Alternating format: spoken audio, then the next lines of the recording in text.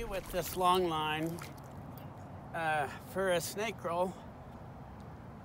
Not trying to do anything too crazy is what helps me. And make sure that my right arm elbow is pinned to my rib cage so I can't get too crazy. And I still want to use both hands and then sweep with the bottom hand. And the size of the circle that you make kind of has a lot to do with where the anchor lands, and I want the anchor to land, you know, just right up in front of me, off to the right a little bit. Too little a circle, you know, when you're doing your 9, if you do it too small, sometimes the anchor won't even come out of the water or it'll land too far away from you. If you do it too big, sometimes it'll land on top of you. So right in the middle is keeping tension all the way through the 9. Like lift,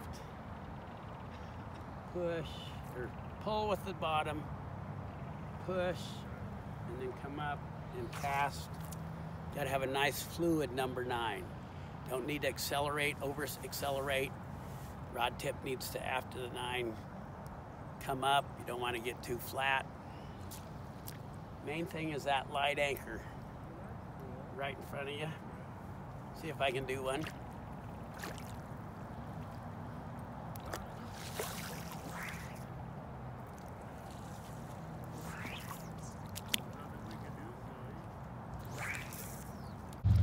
How to throw a snake roll with a long belly line. Form the letter 9.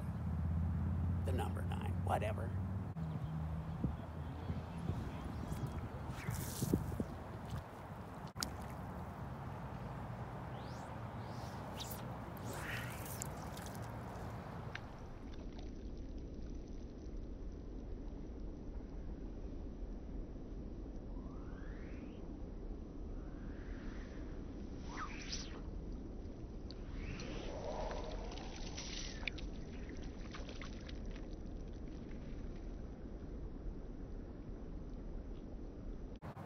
Nice, high, slow lift. And then the number 9, you don't want to over accelerate. You don't want to make your line 9 too oblong. You just got to trust in the movement and not over accelerate, not go too big, go too small. You just basically have to experiment. Another thing that will help you is to practice doing it across your body, like instead of throwing it across, throw it upstream, so you can watch your V-loop, your D-loop, whatever you got going.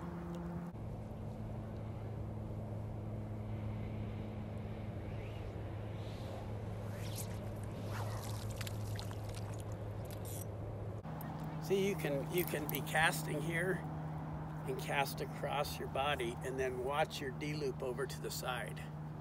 Instead of making it behind you, cast like that. See what that V-loop's going on. And adjust the size and shape of your circle. The main thing you want to do is just not panic.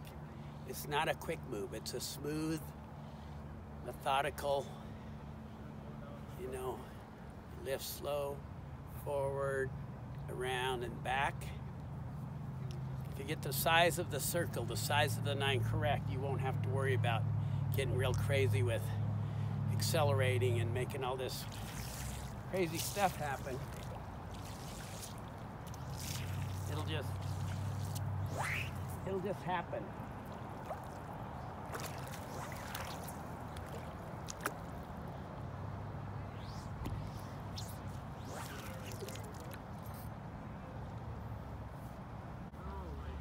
Main thing you want to do is keep tension all the way around. It's got to be super smooth.